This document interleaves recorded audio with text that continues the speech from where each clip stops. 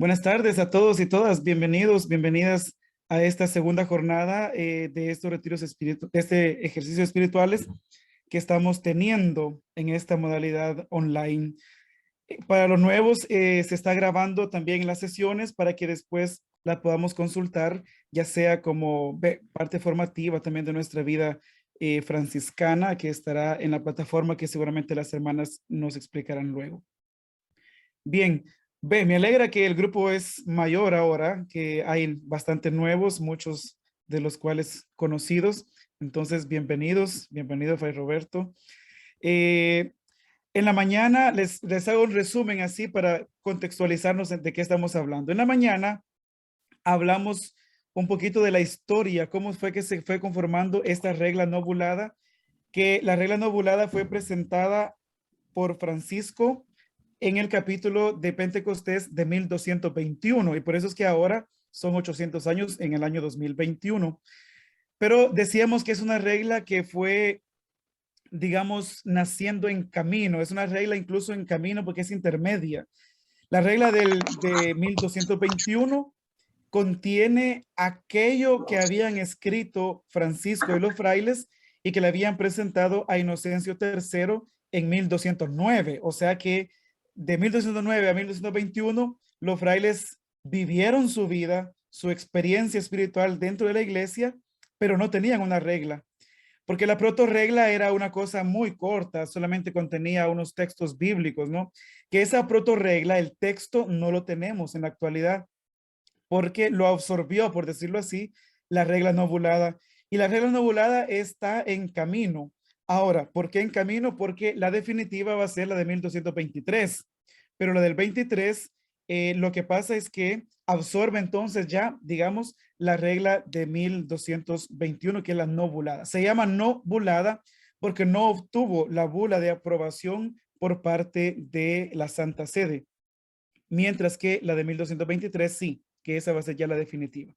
Ahora, me hacía una pregunta por el chat que me enviaba del Centro Franciscano, porque hablábamos también de que cuando Francisco se fue a misión a Tierra Santa, dejó dos vicarios encargados en Asís, encargados de la orden, y estos vicarios hicieron muchos cambios, pero los cambios que hicieron no fue en la protorregla, sino a nivel de la vida cotidiana. Y uno de ellos sí estaba escribiendo otra regla prácticamente, en donde, en pocas palabras, prácticamente quería convertir la orden franciscana en una orden de hermanos que atendieran a los leprosos, como de leprosarios, o no sé cómo se dice, ¿no? Pero sí que atendieran a los leprosos.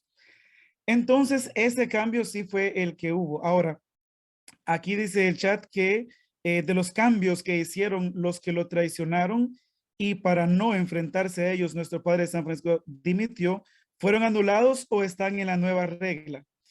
Ahora, vamos a ver, los cambios que estos dos vicarios hicieron, esos cambios no fueron en la legislación franciscana, porque era otra legislación que ellos querían hacer, bueno, uno de ellos, y obviamente pues que esto no tiene nada que ver con Francisco, entonces se fue por otro lado, ¿no? Eso se perdió. Ahora, eso por supuesto a nivel legislativo no está presente. Ahora, es cierto que sí hay una leyenda, digamos ahí, ¿no? Echándole la culpa a un grupo que fue el grupo que no aceptó esta leyenda, esta regla novulada para que se le quitara mucho de lo espiritual y se le pusiera solamente lo legalista. Pero esa es una leyenda que nació en el grupo de los espirituales, un poco después de muerto Francisco, bueno, unos años, unos siglos, nace un grupo, una corriente, digamos, de los espirituales y acusan a los frailes, sobre todo los expertos en derecho, de haber, digamos, simplificado la regla y dejarla solamente en 12 capítulos, que es la del 1223, y con argumentaciones ya más legales, de haberle quitado mucho de la espiritualidad, es lo que ellos acusan. Pero eso, miren, en realidad lo que creo yo es que este es un proceso, el de la regla, o sea, no nace de la noche a la mañana. Eso significa que no es que le quitaron o que se pelearon, no, no, es que tenían que revisarlo.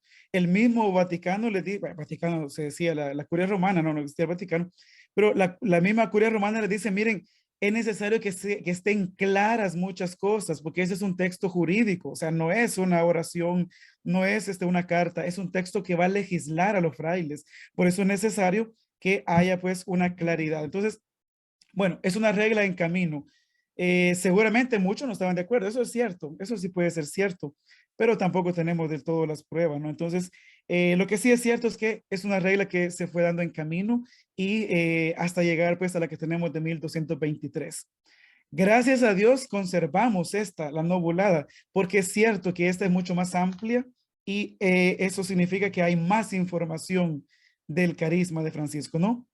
Lo que sí es cierto es que Francisco en todo momento estuvo defendiendo aquella intuición, la que dice que Dios fue que le reveló. Entonces, eso sí, entonces, en todo momento. De hecho, acercando a la muerte, incluso en el testamento, Francisco lo que hace es defender otra vez la regla y aquella intuición primera, ¿no? Por eso es que en la primera parte del testamento él narra cómo fue su conversión y cómo fue cuando los frailes llegaron y cómo vivían y todo eso, ¿no? Entonces, para decirle, miren, no se recuerden cómo nacimos, digo, no se les olvide cómo fue que nacimos, cómo fue nuestra, la experiencia, pues aquello que Dios me reveló.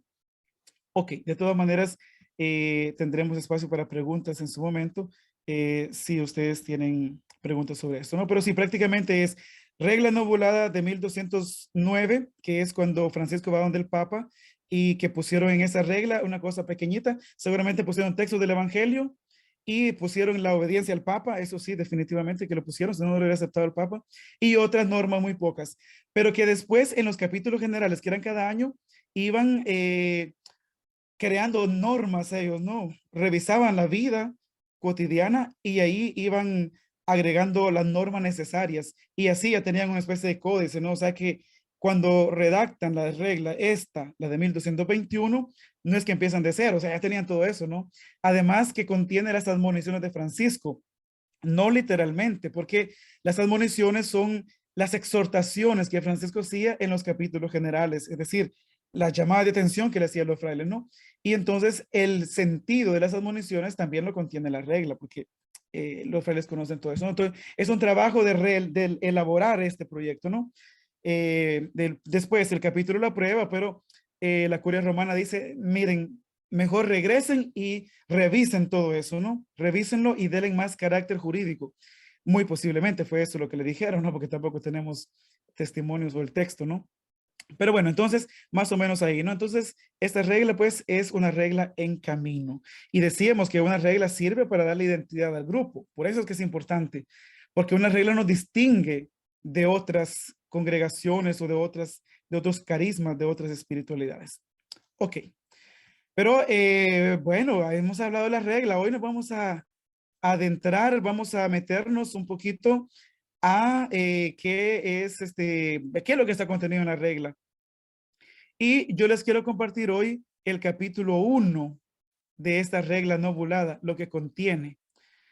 Vamos a ver, miren, si tenemos un proyecto del cual nosotros vamos a poner las bases, digamos, este proyecto tiene unas bases bien fuertes, ¿no? Estas bases, ¿dónde se van a poner? ¿Se van a poner al inicio, sí o no?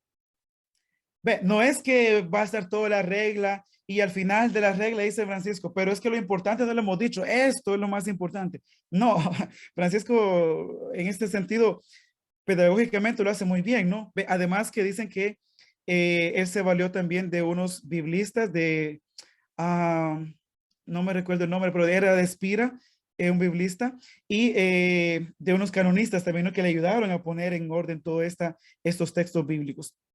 Entonces, es importante lo que vamos a leer ahorita por varias razones, pero la primera es porque es el primer capítulo, significa que Francisco lo va a poner, digamos, desde el inicio va a poner la identidad del hermano menor. Ve, repito, digo hermano menor porque la regla fue escrita no para monjas ni para laicos o laicas, sino que fue escrita para los frailes. Pero ya decíamos en la mañana que eso no quita que nosotros, que el carisma sea para todos. O sea, ¿me entienden? Legisla para los frailes, pero el carisma es para todos, ¿no? Pero por eso ustedes no van a encontrar que diga hermanos y hermanas, porque no existe eso, ¿no? O sea, él lo escribe para los frailes, pero claro, el carisma es para todos. Y yo creo que por eso también la OFS está celebrando también esos 800 años de una identidad, de un carisma, ¿no? Aunque ya sabemos que nació mucho más anterior, pero que le dio ya un rostro. Y miren, por eso qué importantes son estos textos escritos, porque aquí no vamos a venir a inventar, o sea, tenemos que hablar con texto en mano, ¿no? Y es muy precioso, porque si no tuviéramos esto, hubiéramos perdido saber cuánta riqueza, ¿verdad? Ok, ese es el capítulo 1. Y en el capítulo 1 dice Francisco, todos los frailes empeñense en seguir las huellas y pobreza de nuestro Señor Jesucristo. Ya vemos aquí el término seguir. ¿Y qué cosa? La humildad y la pobreza de nuestro Señor Jesucristo. Es una característica, ¿verdad? Ok. El seguimiento de Cristo es expresión de una conversión permanente a Él y que conlleva algunas exigencias y formas. Es vínculo y comunión con Él, o sea, es estar con Él. Yo siempre tengo en mente cuando Él llama a los, discípulos, a los apóstoles, ¿no? Y algunos le dicen, mira, antes de la llamada, y tú le dices, ¿dónde vives, maestro? Y Él les dice, vengan y lo verán. Y dice que ellos fueron, vieron y se quedaron con Él. Porque el seguimiento implica pues ponerse dentro de esos zapatos para seguir. Implica abrazar, implica vivir sobre todo, ¿no? Entonces, el seguimiento de Cristo es una cuestión práctica también, no es solamente una ideología. Entonces, es un vínculo de comunión con Él, decíamos, e implica el recibirlo en la plenitud de su misterio. Es caminar con Él y por Él. Es recorrer el camino que Él mismo recorrió. Es como seguir sus huellas, ¿no? Ok, Jesús, por aquí pasaste. Yo como cristiano me toca también pasar por aquí. Ah, pero le quiero quitar la cruz. No, no, no, no, no.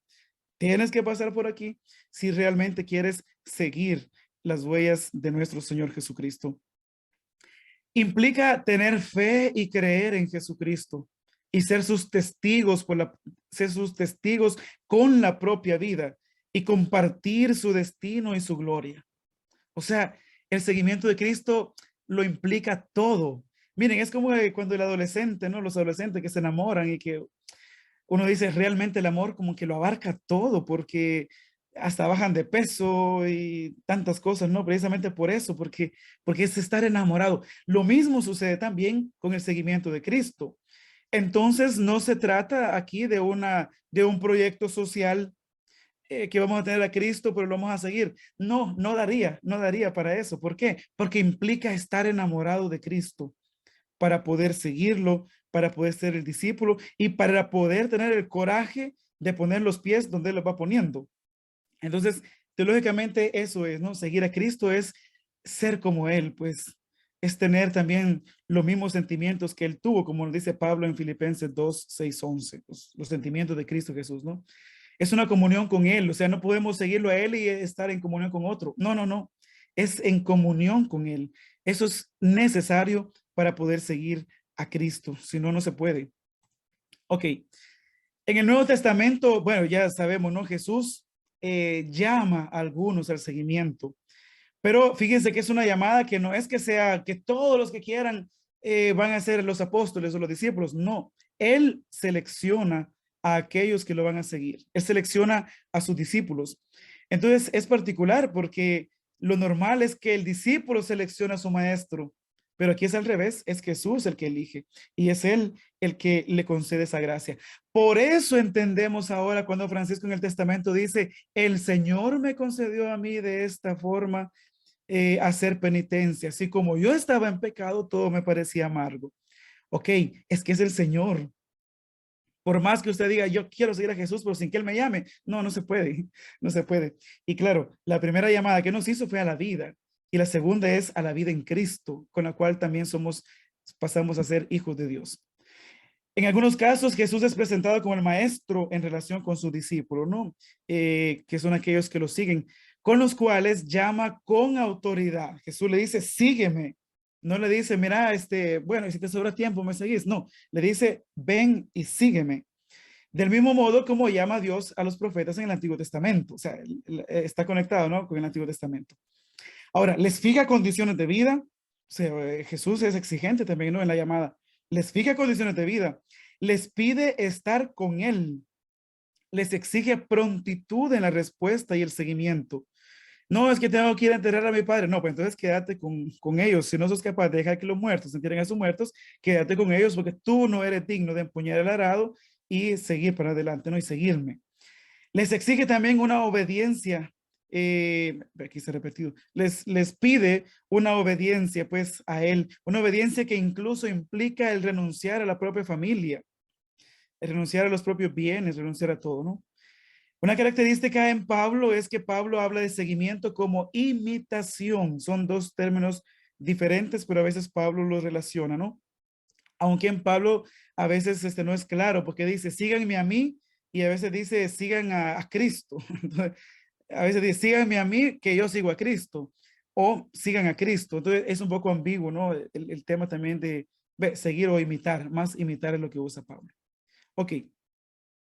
Pero fíjense que en el medioevo, o al menos en el tiempo de Francisco, porque medioevo son 1000 años, se escucha fácil, pero son 1000 años, implica tantísimo, ¿no?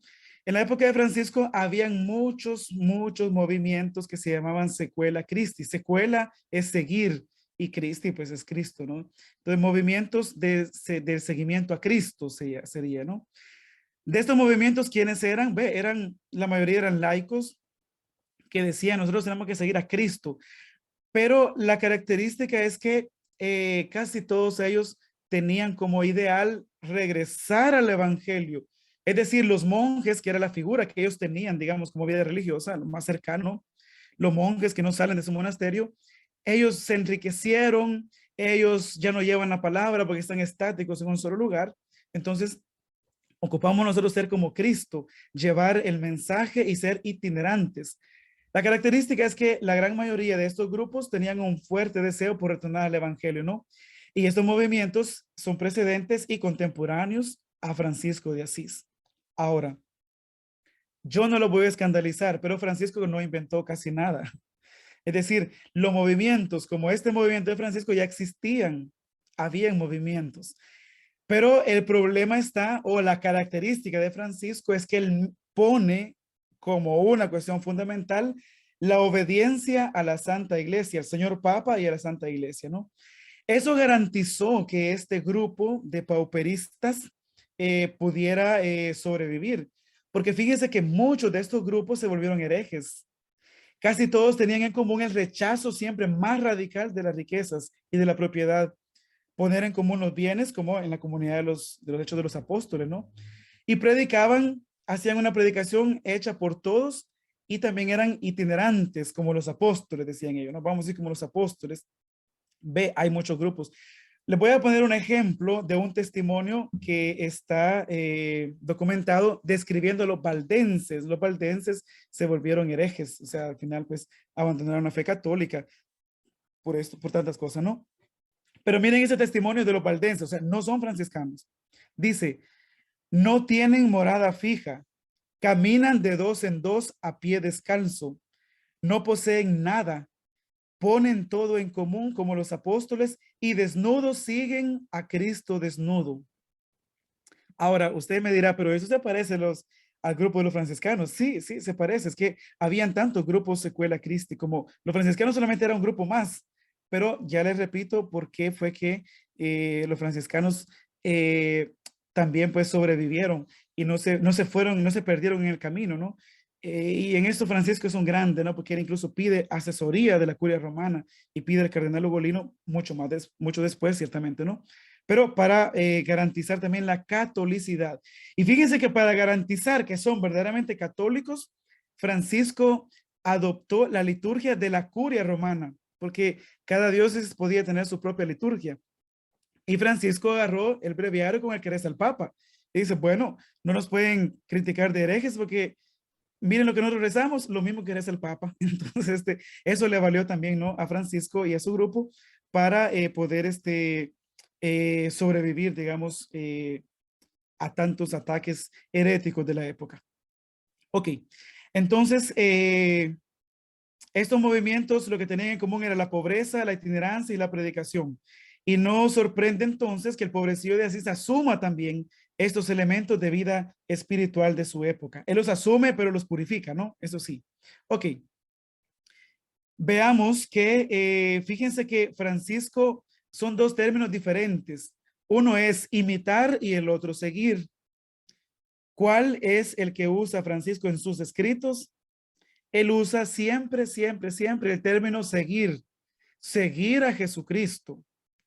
Ahora bien, en las hagiografías, ¿qué es lo primero que vemos? Francisco se esforzó, dice, por imitar a Cristo, pero las hagiografías ya no las escribió Francisco. Eso las escribieron después de muerto Francisco. Y ya hablan de Francisco, aquellos que conocieron a Francisco, ¿no? Pero el testimonio aquí de primera mano es lo que Francisco mismo dice. Entonces, es interesante porque ningún término es mejor que otro. Simplemente es que cada uno pues tiene lo suyo y Francisco utiliza el término seguir. Pero el término imitar está presente ya en San Pablo, como habíamos visto. Está presente en el monacato. Los monjes hablaban de imitar. Incluso está presente ya en la era contemporánea. Ustedes han escuchado, ¿no? La imitación de Cristo de Tomás de Kempis. Ese es digo, la moderna. Es después de medioevo. O sea, el término imitar no es que sea equivocado. Es que simplemente Francisco nunca lo usa. Él siempre usa el término seguir. Ahora bien, a nosotros nos trae aquí la regla nobulada, como decíamos, ¿no? Y fíjese que en la regla nobulada aparece 2, 4, 6 veces aparece el término seguir. Y miren dónde es que aparece. El primero dice, la regla y vida de estos frailes es esta, a saber, vivir en obediencia, en castidad y sin propio, y seguir la doctrina y las huellas de nuestro Señor Jesucristo. Ya vemos el término aquí, seguir, ¿no?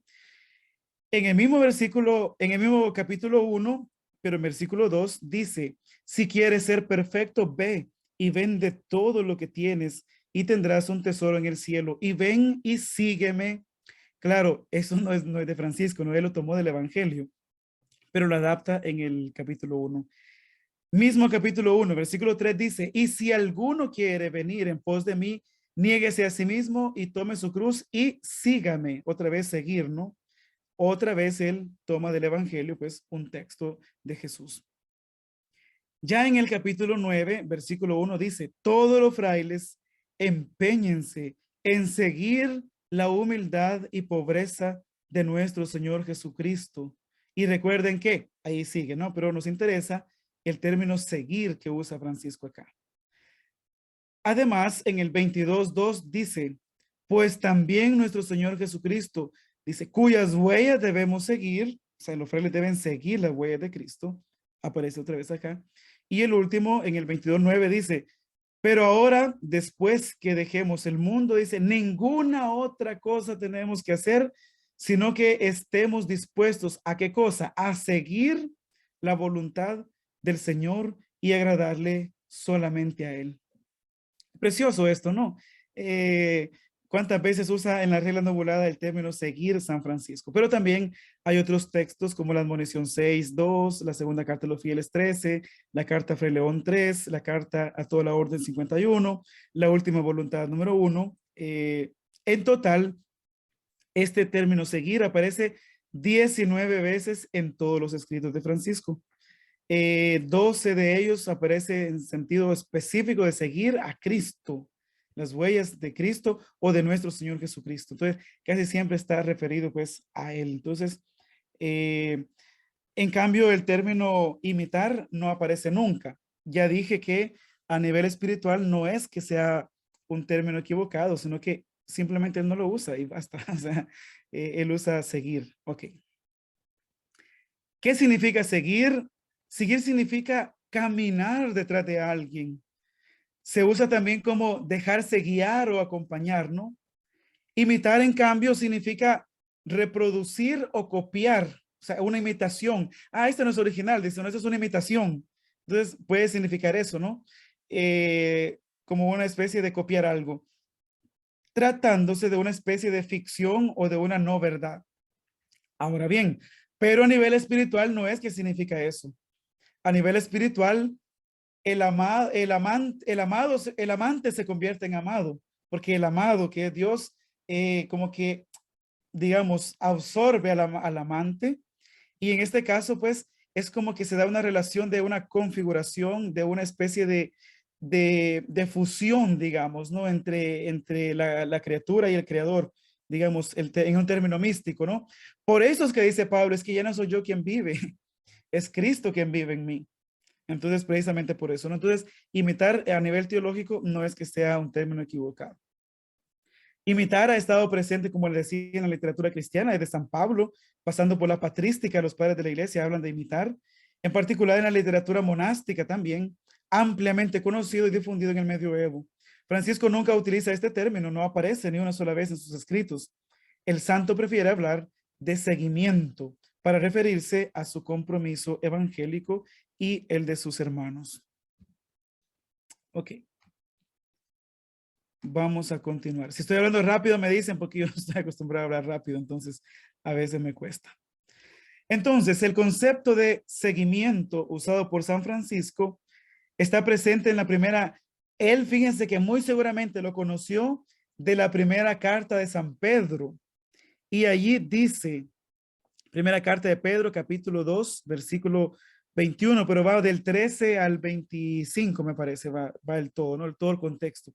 Pero San Pedro dice, pues para esto han sido llamados, ya que también Cristo sufrió por ustedes, dejándonos un modelo para que sigan, dice, sus huellas. Ven qué precioso esto, Francisco, un hombre bíblico, ¿no? Él ahí encontró ese término, seguir las huellas de nuestro Señor Jesucristo. Ahora, Pedro habla del seguimiento de Cristo, pero no solamente en la pobreza y predicación, sino también en el seguimiento en el sufrimiento. Entonces, el seguidor de Cristo también lo sigue en el sufrimiento en todo momento, ¿no? Y este texto al tiempo de Francisco era leído en el segundo y tercer domingo después de Pascua. Es un texto que impresionó tanto al santo que en particular el versículo del 13 al 21 aparecen seguidos en todos sus escritos. O sea, San Francisco es petrino también. O sea, conoce este texto de San Pedro que habla del seguimiento de las huellas de Cristo, pero en todo el contexto, Pedro habla del seguimiento también, no solamente en la pobreza, en la predicación, sino que también en la cruz, es decir, también en el sufrimiento. Ok, pero ahora veamos, acerquémonos más al capítulo 1 de esta regla. El capítulo primero de la regla nubulada es el que nos habla del seguimiento, de la particularidad del seguimiento de Francisco. Y según los estudiosos, ahora miren, les abro ese secreto, este capítulo 1 habría sido la protorregla, es decir, aquel texto que Francisco presentó ante Inocencio III en 1209 o 1210, no sabemos la fecha exacta, ¿no? Pero más o menos por ahí. Y que Francisco en el testamento dice que hizo escribir en pocas y sencillas palabras. O sea, este sería el texto que Francisco les llevó a ellos. Ve, este sería una parte, porque habría otra parte de la obediencia que esa aparece más adelante y otras normas que ahora no recuerdo cuáles son, pero que habrían estado presentes en aquel texto. Ok, por eso a lo que nos vamos a acercar ahorita es a un texto precioso, porque es lo que Francisco agarró para sí y lo que no soltó y lo que incluso en el testamento defendió, porque era aquella inspiración a la cual Francisco se agarró, digamos, ¿no? Y que nunca le quiso soltar. Ok. Lo vamos a leer en español, aunque a la izquierda está en latín, si a alguien le interesa el latín, está no, en latín, pero lo vamos a leer en español, que aquí más dominamos todos el español, creo yo. Dice, la regla y vida de estos frailes es esta, a saber, vivir en obediencia, en castidad y sin propio, y seguir la doctrina y las huellas de nuestro Señor Jesucristo, que dice, si quieres ser perfecto, ve y vende todo lo que tienes y dalo a los pobres, y tendrás un tesoro en el cielo, y ven y sígueme. Y si alguno quiere venir en pos de mí, niéguese a sí mismo y tome su cruz y sígame.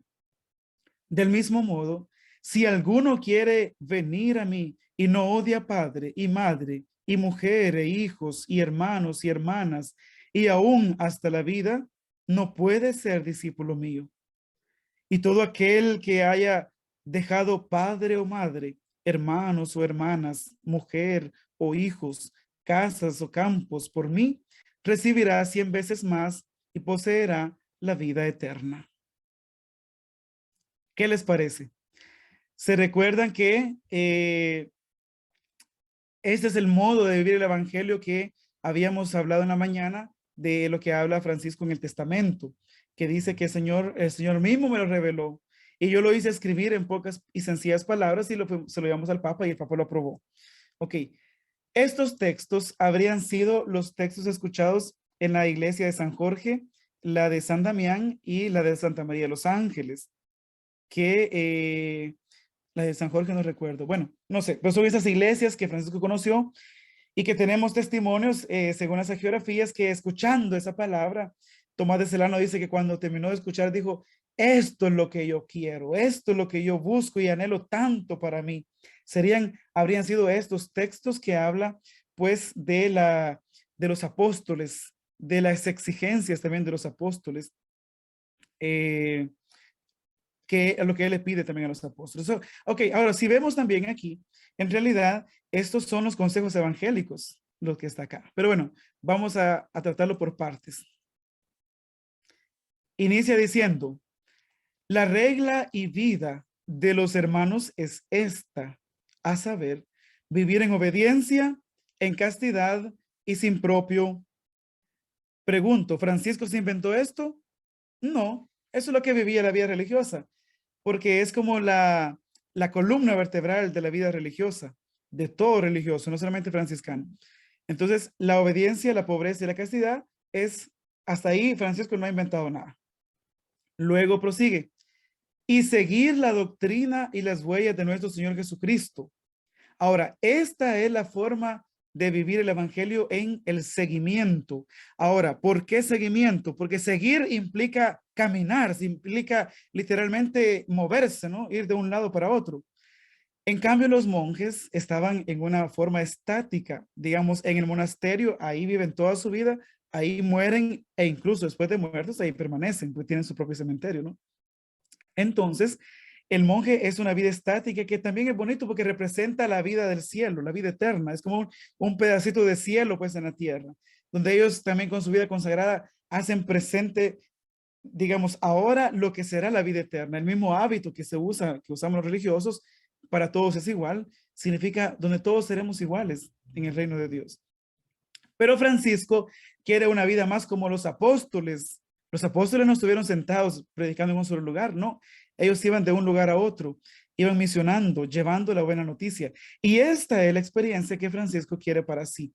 Por eso el término seguir, aquí sí ya hace un cambio un poquito, ¿no? En la vida religiosa. Seguir la doctrina y huellas de nuestro Señor Jesucristo, ¿no? Hasta ese momento decíamos la vida religiosa era más estática, pero ahora para Francisco seguir significa moverse, ser itinerante como Jesús y sus apóstoles de un lado para otro, ¿no? Que anunciaron la buena noticia de un lugar a otro. Esto es lo que Francisco descubre para sí y para sus hermanos. Entonces, no había una vida religiosa así. Estaban estos grupos de secuela Christi que les había hablado, ¿no? Los pauperísticos, pero eran laicos. Tal vez había algunos clérigos, pero la cosa es que la mayoría de ellos cayeron en herejías, ¿no? Entonces se separaron de la iglesia. Y es que por eso es que Francisco también era visto con la lupa, ¿no? Porque podría parecerse también a esos otros, pero este hombre pues era realmente convencido de aquello que vivía y predicaba. Entonces, el seguimiento aquí es donde introduce Francisco esta novedad para la vida religiosa, que es el seguimiento. Ok, después dice, si quieres ser perfecto, ve y vende todo lo que tienes y dalo a los pobres y tendrás un tesoro en el cielo y ven y sígueme. Ok. Hermanos, este es el primer paso para el fraile menor. La renuncia de las cosas materiales o legales que pueda tener para ser libre y también ligero de equipaje, como decimos por acá, ¿no? Para poder emprender el seguimiento de Cristo. Miren, a veces las cosas materiales, hermanos, no nos deja seguir a Cristo. Cuando nos aferramos a las cosas materiales, como que el rico, ¿no? El joven rico, que Jesús le dice, solo una cosa te falta. Es este texto propiamente, ¿no? Si quieres ser perfecto, ve y vende todo lo que tienes y dáselo a los pobres y tendrás un tesoro en el cielo. El joven dice que se fue porque era muy rico, ¿no? Entonces fue muy difícil para él desprenderse de las cosas materiales. Ahora, primera condición para los frailes menores es desprenderse de las cosas materiales y dársela a los pobres. O sea, no dice repartirlo entre la familia o traerlo a la orden para que en la orden lo ocupemos en proyectos sociales. No, no. Es deshacerte de las cosas materiales, pero dándosela a los pobres. Pareciera que en este itinerario, porque al final pues, es un itinerario el que propone Francisco, el desprenderse de las cosas materiales es como lo más fácil, pero luego se debe dar un paso más. O sea, no basta solamente con desprendernos con las cosas materiales. Francisco poniéndolo aquí como primer paso, pareciera que es un poco fácil, ¿no? Pero habrán otras cosas que son más difíciles. Las fuentes geográficas nos cuentan la alegría que sintió Francisco cuando el primer hermano que vino a la orden, que se llamaba Bernardo de Quintabal, con prontitud dice que vendió todos sus bienes, se los dio a los pobres. Y este fue un gesto que siguieron fielmente todos los demás hermanos. Francisco, para recibir a un candidato, de lo primero que le pedía era justamente esto, ¿no? Ahora, esta pobreza implica liberarse de los condicionamientos derivados de las posesiones materiales y que impiden dedicarse del todo al servicio del evangelio. Ok, estamos hasta acá. Son tres condiciones, ¿no? La primera es desprenderse de las cosas materiales. B, podríamos decir la forma para vivir la pobreza franciscana. Aquí se habla de desapropiación y de no apropiación. Desapropiación sería desapropiarme de aquello que tengo y la no apropiación significa no apropiarme de otras cosas para mí. Entonces, dos términos que están conectados con las cuestiones materiales, ¿no? Pero Francisco lo pone el primer capítulo, por si el caso, ¿no? Ok, un pasito más. Sigue Francisco. Y si alguno quiere venir en pos de mí, niéguese a sí mismo y tome su cruz y sígame. Ok. No pensemos, hermanos, que cuando a veces decimos, ¿cuál es el carisma de los franciscanos? Y yo siempre escucho que dicen, vivir el santo evangelio de nuestro Señor Jesucristo. Perdonen, pero no piensen ustedes que los benedictinos viven el Santo Corán o viven otra cosa. No, no, todos vivimos el evangelio. Pero la especificidad de Francisco es desde el seguimiento, desde este punto. Esto sí es muy franciscano, muy particular. Pero no pensemos de que los demás no viven el evangelio. No, todo cristiano vive el evangelio. Eso es, dejarlo así a lo general es un poco riesgoso, ¿no? Ok. Entonces, si alguno quiere venir en pos de mí, niéguese a sí mismo, tome su cruz y sígame. Ya renunciamos de las cosas materiales, pero hay otra cosa que también es necesario renunciar. Renunciar incluso a los propios sueños, aquellos que nos alejan de Dios. A veces tenemos proyectos que nos alejan de Dios, pero nos agarramos de eso, ¿no? Entonces, no dice Jesús, nadie puede servir a dos amos porque va a terminar odiando a uno o favoreciendo a uno, ¿no? Y al otro no. Entonces se trata de una exigencia, aquí sí un pasito más porque es más difícil, renunciar a uno mismo. Se trata de liberarse del propio ego, no ya de las cosas materiales que poseemos, sino liberarse de sí mismo, del deseo de ser el centro del mundo, ¿no? Ese es un vicio que nos acompaña a todos, pero claro, muchos pues han vencido esta tentación, este vicio de querer ser el centro del mundo, el egoísta que solamente piensa para sí mismo. Solo renunciando a la propia voluntad se podrá ser capaz de seguir a Jesús para hacer su voluntad. Esta fue una constante lucha para Francisco. No crean ustedes que fue fácil. A lo largo de su vida, según los geógrafos, nos cuentan que antes de su conversión siempre buscaba ser el centro de atención, ¿no? En las fiestas, con sus amigos, era el que pagaba todo, ¿no? No se preocupen, yo pago, ¿verdad? Entonces, con solamente que me digan gracias Francisco, claro, todo el mundo alababa a Francisco, ¿no? Porque era el que soltaba el dinero para las fiestas y todo esto, ¿no? era el que cantaba, era el que todo esto. Ahora, eso no crean ustedes que convertido Francisco ya se le olvidó. No, miren, creo que toda su vida fue de una constante lucha para él dejar de ser el centro de atención. Y lo consiguió porque lo contrario a esto sería la humildad. Entonces, si Francisco es humilde, significa que supo vencer la tentación del egoísmo, de querer ser el centro de atención, de recibir la alabanza, ¿no? El honor y todo, todas las cosas, ¿no? Para sí mismo. Entonces, Francisco enfrenta también esa dificultad en su vida. Sin embargo, al final de su vida, los mismos agiógrafos dicen que Francisco, poco antes de morir, pidió que lo desnudaran y que lo enterraran así desnudo cuando él muriera. Pero a nivel material, Francisco no tenía nada. O sea, ¿de qué se quita Francisco? Miren, cuando iba a morir y pide, desnúdeme porque yo quiero morir desnudo, Francisco lo único que llevaba ahí era el mérito de ser el fundador de los menores, el fundador de los frailes. Y eso, o incluso eso se lo quita y lo renuncia de eso, ¿no? Quitándose el hábito es casi como si se despojara de la vida religiosa, ¿no? Entonces, para encontrarse desnudo con su Señor, o sea, sin nada, con sus manos vacías y todo esto, ¿no?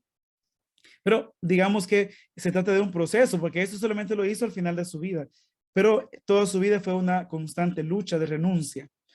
En ese momento, despojándose de su hábito, renuncia también a los méritos que le acompañaban, ¿no? Lo que decíamos, los méritos de ser el fundador de los menores. Ok, ¿cuál era el primero? Renuncia de las cosas materiales para ser libre, para seguir a Jesús. Lo otro, la renuncia de la propia voluntad, que no me deja libre seguir a Jesús. Porque solamente pienso en mí, no puedo pensar en Jesús. Entonces, así no puedo. Es necesario, hermano, que renuncies a ti mismo. Y el tercero, que es el último, continúa la regla y dice, del mismo modo, si alguno quiere venir a mí y no odia padre y madre, y mujer e hijos, hermanos y hermanas, y aún hasta su vida, no puede ser discípulo mío. Así de sencillo. Ve, esto no lo dice Francisco, ese es el Lucas, ¿no? Ese es el evangelio que él toma y lo pone por escrito. Se trata aquí entonces de una tercera renuncia. Ya habíamos renunciado a las cosas materiales, ya habíamos renunciado al propio ego, a la propia voluntad. Y aquí, ¿qué renuncia se trata? De aquellos afectos que no me dejan libre para seguir al Señor. Aquellas amistades, aquellos afectos que en vez de ayudarme me ponen en un obstáculo, ¿no? Y que me quitan el tiempo con el que yo podría estar con Dios. Se trata acá entonces de un tercer paso de despojo, de renuncia de las relaciones que impiden al fraile menor seguir a Jesús. Es necesario liberarse de las relaciones no sanas o relaciones equivocadas que no dejan libre a la persona. Francisco debió renunciar a su propia familia, la cual con la exigencia de sus sueños, la que exigía también lo que exigía renunciar a aquellos sueños de Francisco, se recuerda, ¿no? De ser caballero o ser comerciante. A un punto, Francisco le dice, mira, papá, yo creo que esos sueños no son míos, esos son tuyos. Yo te entrego estos sueños con tu dinero, con tu apellido, con tu ciudadanía, te lo entrego ante el obispo, ¿no? En aquel episodio. Yo te entrego todo y de ahora en adelante solamente diré, Padre nuestro que estás en el cielo. No te llamaré Padre a ti, con lo cual yo me separo de estos proyectos que tú tenías para mí, para abrazar el único proyecto que se llama el seguimiento de Jesús, según el Evangelio. Pero eso es interesante, ¿no? El coraje de este jovencito de 23 años, 25 años, pues que se decide por Jesús y lo apostó todo por Jesús. Renuncia a estas relaciones, Francisco, ¿no? Renuncia incluso a su propia familia. Y Francisco fue capaz de abrazar a los leprosos después, a los pobres y a los necesitados. Francisco, casi en todos sus escritos, cuando se refiere a sus hermanos de fraternidad, les llama frailes. No les llama hermanos, le llama frailes, porque para él es importante el hecho de ser hermanos, pero en una nueva familia, en la familia en Cristo, en la familia en Cristo Jesús, ¿no? Ok. Bueno, ya después del capítulo que es en la parte que sigue, el versículo que sigue, habla de la recompensa de aquellos que lo hayan dejado todo. Pero primera renuncia, dijimos, a las cosas materiales. La segunda, al yo mismo, al propio ego. Y la tercera, a los afectos, a las relaciones que me impiden seguir al Señor. Quizá a nivel, en el discernimiento vocacional, pues creo que todos nos hemos puesto la pregunta, ¿no? ¿Y mi familia? ¿Y voy a dejar a mi familia? ¿Y mis amigos? ¿Y la novia? ¿O el novio, no? Para las religiosas. Son relaciones que tal vez no que sean malas, pero no me dejan libre para seguir al Señor, porque de alguna manera me atan. Y es duro y es difícil deshacerse, digamos, de estas relaciones, de esos lazos, pues, afectivos, pero tiene que haber un bien mayor, tiene que haber una motivación mayor como para poder renunciar a algo tan precioso y, y abrazar otra vida, que es esta, la del Evangelio. Ok, ya vamos terminando. Como podemos ver, esta es la identidad propia de los frailes menores, una vida llena de renuncias. ¿Se dieron cuenta? Pero acuérdense que la primera carta de Pedro habla de seguimiento en el sufrimiento incluso, ¿no? Y todo este camino, hermanos, no es tan fácil. Si no tuviéramos llenos los conventos nosotros, pero no es fácil porque es de renuncia, es un montón de renuncias en la vida cotidiana, ¿no? Estas renuncias que conducen por el camino de la pobreza, de la sencillez y también de la cruz. Esta es la intuición, entonces, intuición primera de Francisco de Asís, que defendió en todo momento, incluso en el testamento, como decíamos, escrito pues al final de su vida. Esta es la forma de vivir los tres consejos evangélicos desde el punto de vista franciscano. Un punto de vista del despojo, de las renuncias o del desprendimiento, como querramos llamarlo. Según la fuente geográfica, es un momento decisivo en el camino de renuncia para Francisco fue cuando le toca renunciar a su familia, a sus sueños, a su ciudadanía. Fíjense que cuando Francisco ahí renunció a su familia, tuvo que salir de Asís inmediatamente. Asís era la ciudad protegida, la ciudad amurallada, pero allí dentro de Asís, con estas murallas, nadie les podía hacer daño. Entonces estaban protegidos. La familia de Francisco vivía protegida porque estaba dentro. Pero cuando Francisco renuncia a su familia, también está renunciando a los ciudadanos de Asís. Ya no eres parte de los que están protegidos con la muralla. Por eso es que Tomás de Celano y los demás agiógrafos dicen que Francisco inmediatamente salió de Asís y se fue por los bosques hacia Gubbio, ¿no? Y entonces en el camino lo asaltaron, pues claro, ahí no hay ninguna seguridad, ¿no? Lo asaltaron y él iba cantando, yo soy el hijo del gran rey. Y dicen, bueno, si es el hijo del rey, tiene dinero suficiente, entonces asaltémoslo. Y después lo asaltan, ven que no tiene nada y dicen, ese es un loco. Entonces lo tiran ahí medio desnudo en la nieve, ¿no? Eso es un loco simplemente, ¿no? Y lo dejan ahí, él sigue su camino, logra llegar a un monasterio de benedictinos, ahí trabaja un poco ayudándoles, ¿no? Y después sigue su camino hasta llegar a Gubbio, donde tenía un amigo suyo. Pero debió haber salido de Asís porque ya no formaba parte, o sea, renunció a todo prácticamente, ¿no? Ahora, no quiere más a su padre Pedro Bernardone, sino que asume la paternidad de Dios, aquel que está en el cielo. Aquí deja de soñar por ser mayor o ser el gran caballero, que quizá era más los sueños de su papá, que su hijo fuera así, y asume el hábito del seguimiento de Jesús para convertirse en hermano de todos. Esto es un momento muy decisivo para Francisco, ¿no? A nivel de renuncia, a nivel de despojo. Pero decíamos que es un proceso, este seguimiento es un proceso. Debemos notar esto, ¿no? Que el seguimiento es un proceso, es algo que se va construyendo día con día, de modo que no nos sintamos mal si no hemos logrado todavía ser como Francisco.